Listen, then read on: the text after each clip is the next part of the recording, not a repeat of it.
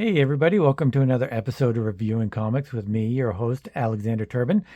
Today we're going to be going over the art and inspiration of indie artist Charles Degollado. Degollado. Charles, if you see this video, please help me with the pronunciation of your name. I'd really appreciate it. But he's done a few things. We've worked together on a few things, and he's got a really great amount of indie work on his own. And it is comic book work, but it's a little bit more. I don't know. We'll go into it as we go through this. But before we get into that, I'd like to show you my own work. Here is Charles did the cover for Random Access number 18, and this you can get at patreon.com/Alex Turbin, and it's up to issue 22 right now. Well, I'm putting out 22 in another week or so. You can also get these at alexanderturbin.com. And they're all on my website there. And you could also check me out at AlexTurbin04401 at Instagram. So yeah, there's a lot you can check out. And it's also on my website, also has Mutandis and The Forlorn and all these other works that I've done previously in my artistic endeavors. But here we go with Charles, and that's who we're looking at today. So I got to get a little bit organized here. Wait 1 second. So like I said, I discovered Charles on Instagram, and he was putting on stuff that was just really blowing me away. And I've got a lot of thoughts about his work, and but I'd like to show you first the things that we worked on together. This is the yearly indie comics calendar that I put out, where this is actually last year's 2023 and no 2024, and this is 2023, which we did last year. So he did the cover, and I did the colors. The only time I've ever seen his artwork in color is when I've done it, and I'd really like to see him color some of his own work and really get a feel for what the color palette that he really would like and stuff. But it's really, when I see it, I see in my brain, I see this black and white stuff that he does, and I see this neon color, these neon bright blues and yellows and greens and all these, really neon colors like that. But I really don't know how he sees it in his own head. This is the previous years, and we'll have to find this calendar. The first 2023 is on my website, alexanderturbin.com, but the newest one is not, because I still have to send it out to some of the people that contributed. I had way too many people in the calendar last year, and it just became overwhelming, both financially and just artistically trying to get it out to everybody. But yeah, I colored this as well. And as you'll see, and almost all of his stuff is robotic, alien, some kind of weird creature. And I really love it. I really love his art. I think it's totally beautiful. And it's really, truly not like anything I've ever seen before. I see snippets of other artists and other creators and stuff. And you can tell that he's influenced by a lot of different things, a lot of different genres, and a lot of different art styles. But some of this stuff is just he's changed it and molded it into his own visions, and I think that is completely beautiful. We're going to go through a lot of his stuff because there's actually 4 of his books here, and I'm going to link his website, which is artpipe.com, and he has a bunch of stuff. I think you have to contact him in order to buy the stuff. And I don't think there's like a shop that he actually has, which I wish he would, because I know that a lot of people would like to buy stuff from his shop. So like I said, it is kind of comic book work, but it's really, you have to decipher it kind of for your own, because there's just so much creativity, and there's so much bizarreness going on. And it's kind of it's aloof. It's a little bit like Chris Knox, but this is even more aloof than Chris's stuff. And there you can see a lot of his work is deals with symbols and different kind of architecture and stuff like that, different perspectives, and it just kind of just is melded into this great big mixing pot of Charles's mind. So one of the things that I think that I'm not going to be able to go through page by page and kind of just try to decipher what's going on, because the lettering is not old man friendly, as you can see. I can't really read it with my old man eyes, but you know that if you got into there and you deciphered it, it would be a beautiful story with lots of intricacies, because you look at his art and it's very intricate, it's very dynamic, it's very it's a lot of stuff that I'm gonna have a hard time putting into words, but I'm gonna really give it my all. Like I said, a lot of it feels like it's alien architecture, but it also feels like I'm gonna start out with saying that I feel like his style is a derivative or derives rather from an H.R. Geiger kind of thing. I think of it as H.R. Geiger is he's more like an organic kind of pseudo-sexual, organic alien creatures, hybrids, and reality and vision. Whereas Charles's work is a little bit more techno slash organic stuff. It's kind of like that character, which is one of my favorite characters of all time, and I really wish that he had actually had his own series, Warlock from Marvel and the New Mutants. And I think maybe Charles, let us know, was Warlock in any kind of an inspiration in the Phalanx, in your artwork, in your comics, and your stuff, because I see a little bit of that.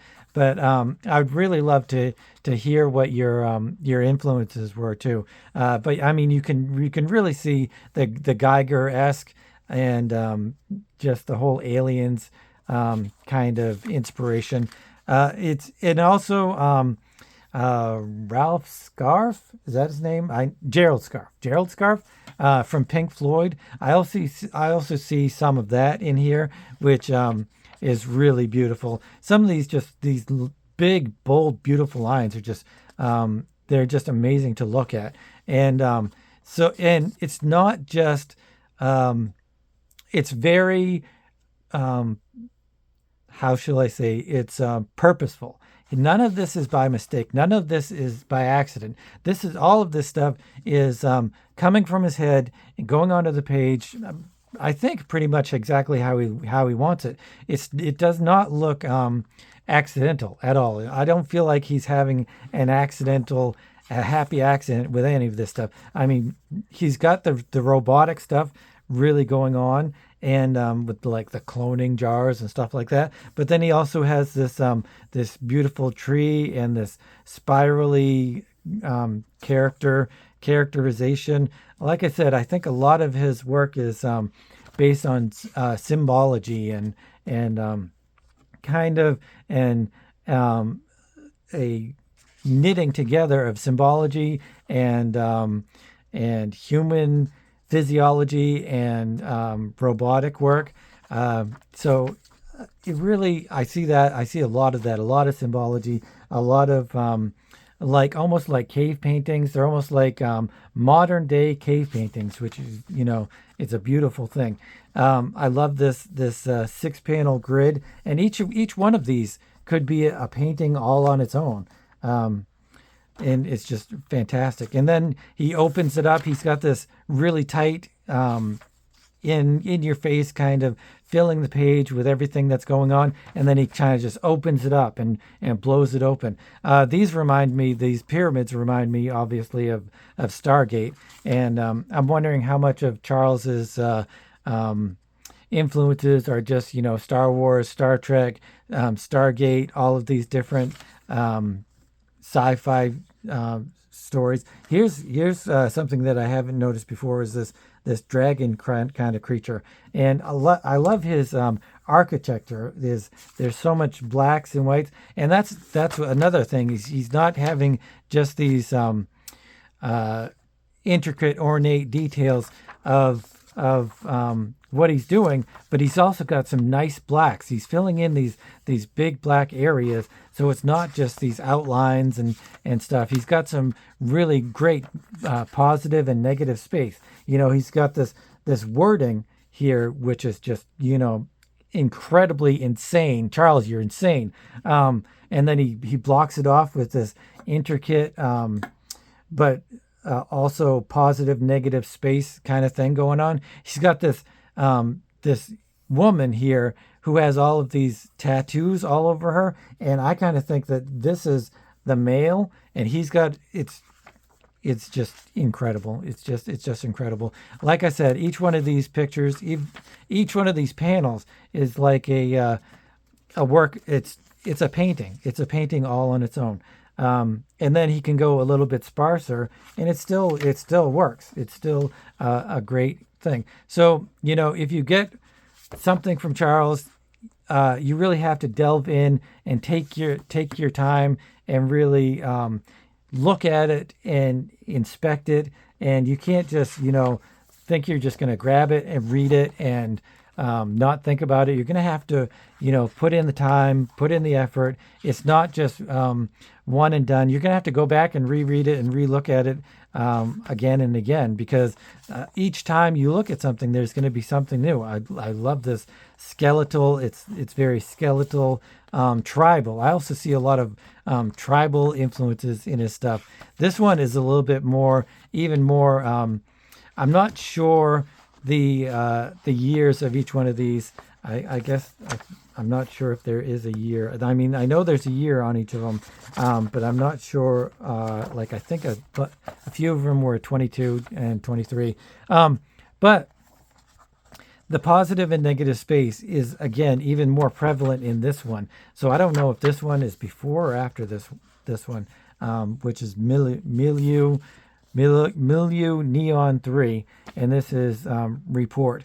So much of his stuff is like Metal Vex and Pressure Void. I mean, it is all.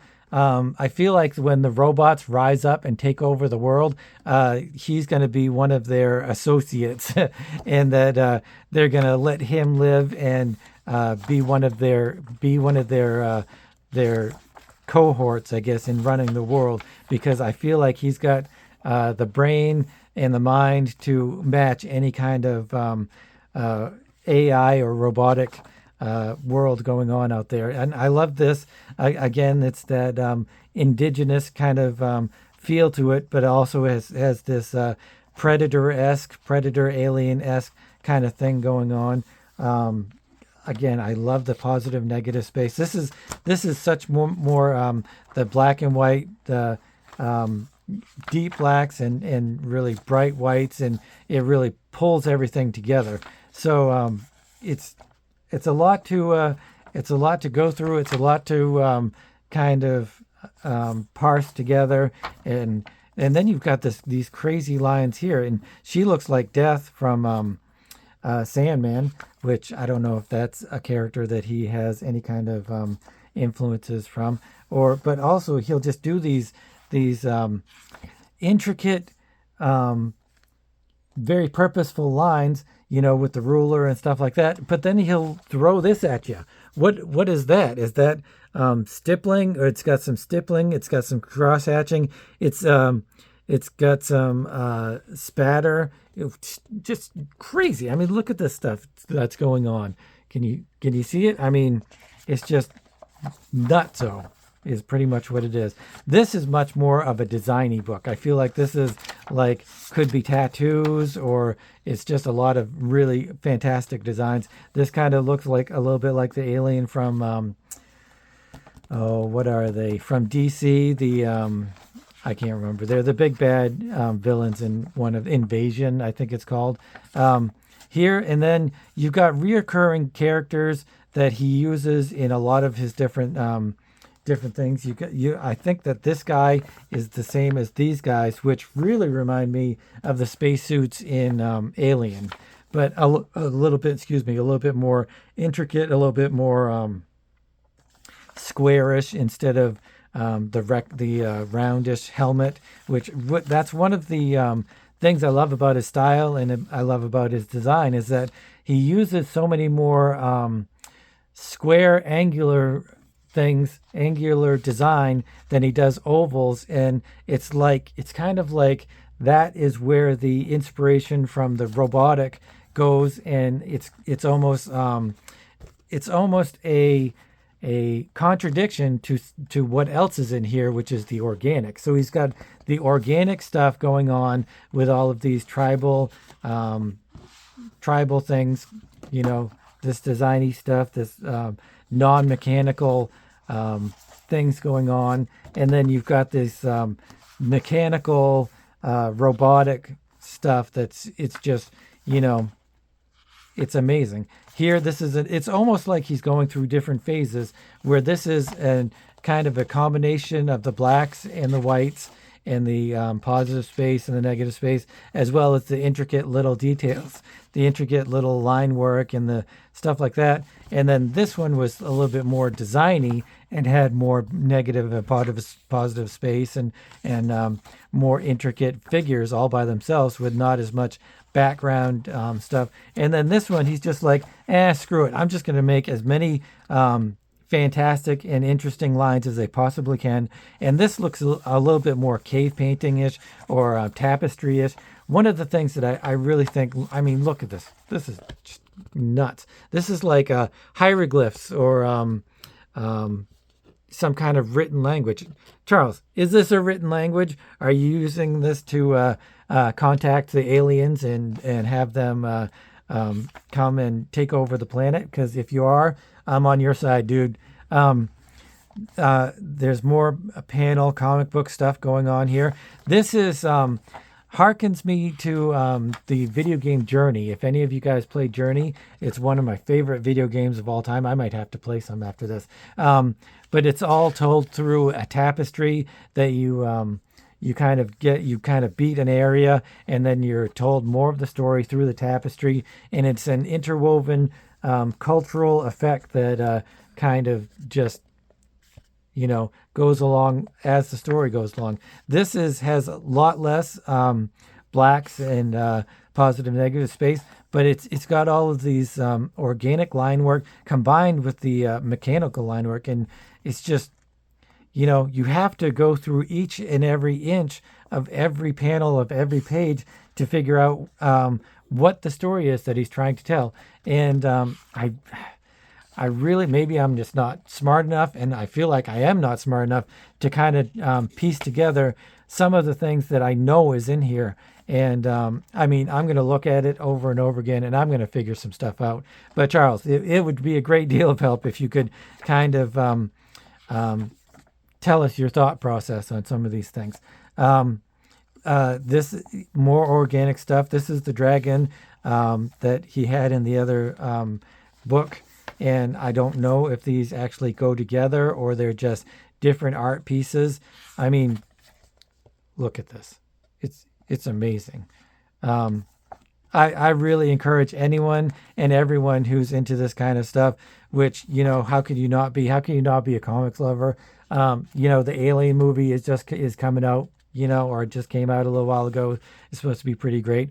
And I think there's a TV show coming out. But, there's just so much fantastic stuff going on in this, just the imagery and the imagination of what's going on. It's hard not to think this is really fantastic stuff. And even if you're not into a concrete story that you can really sink your teeth into and enjoy it like that, it's something that you can come back to over and over again. Find out something new. I love this. It's simplicity.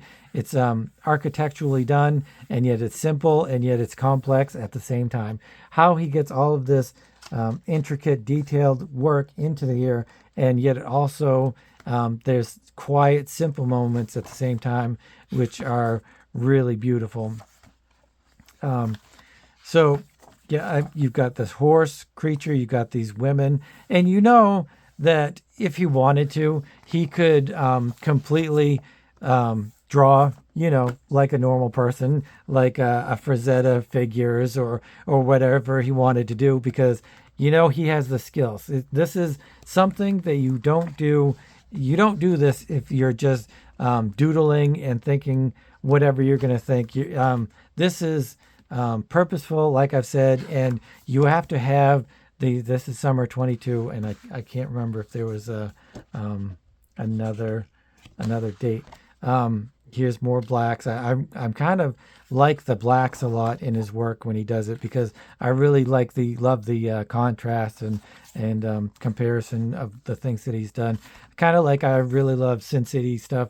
Frank Miller's a little bit more than I like everything else. It's so easily recognizable for what it is. So one of the things that I love also is that each one of these panels, like I said, they're a painting all unto themselves, but they're also it just like Geiger, just like H.P. Lovecraft. And I see a lot of H.P. Lovecraft influence in this. I don't know if he's influenced by Lovecraft or not, but it's the same kind of thing where it just tickles your creativity. Like you see this and you're like, oh my God, I want to draw. Oh my God, I want to paint. I want to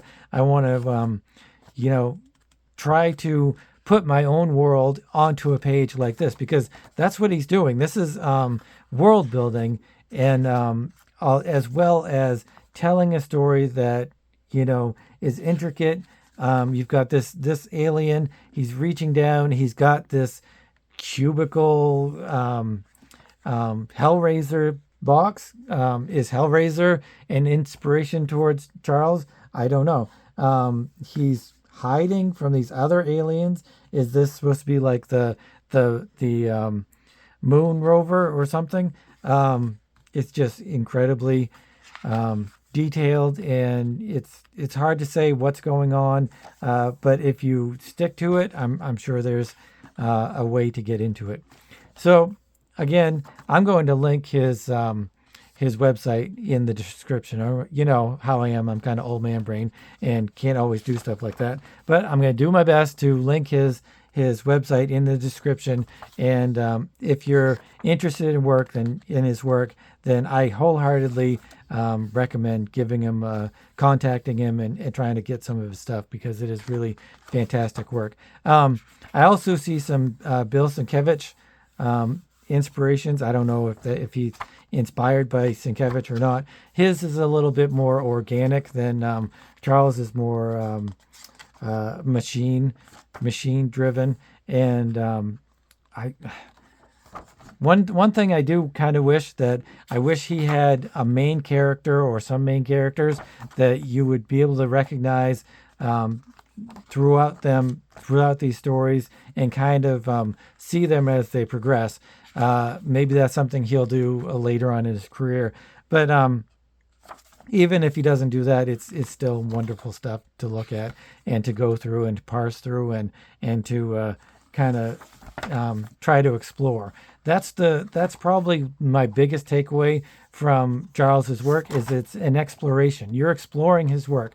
You're not just looking at it and trying to find some kind of story or some kind of character or some kind of anything. You're just exploring his world. You're exploring his mind, and this is, it's a wonderful place to be, because this is some truly amazing stuff. So, like I said, Charles Degollado, my freaking word. I'm so sorry that I can't pronounce his name right. But like I said, I'm going to have his name and his website in the description. So you should go to it and check it out and support him, because he's a fantastic artist. And I would love to see more of his stuff. And the only way he's going to make more stuff is if we, appreciate his work. That's the same thing with every artist. If you want to see more of their work, you have to reach out to them and give them some support. That's one of the great things about Patreon. And I'm so thankful that I got to join Patreon, and that there are people that are willing to support my artwork, because there are certainly days when I'm like, I'm just going to give up or whatever. But then I'll be like, hey, I have people on Patreon that are, they're paying their hard-earned money. They don't, they go to work. They, however they get their money, they're giving me some of their money to keep working, to keep inspiring. And that's what we have to do with Charles and any of the other artists that I have on here. Because if you want to see more different things, you have to support it. If you like, the generic Marvel and DC stuff, that is fantastic. But there's also room in everybody's life for more of this kind of work as well. So anyway, I'm not going to review it. I give all of his stuff a 10. It's just fantastic. I think it's the greatest thing ever. It's completely unlike anything I think is out there. And yeah, go support him. Go to his website and support him. And thank you, Charles, for sharing your work and sharing your ideas and stuff, especially for the calendar. And I look forward to doing the next one. And so, yeah, like I said, I give his stuff a 10. Go look at it. If you like this kind of content and if you're new to the channel, I have lots of other videos about other indie comics from the 80s and 90s, and some Marvel stuff. There's a whole bunch of different stuff. Some just me doing our work and stuff like that. But if you like that kind of content, please consider subscribing, hitting the notification bell, and giving this a thumbs up. Charles certainly deserves a thumbs up. And so I will see you guys next time. Thanks for watching.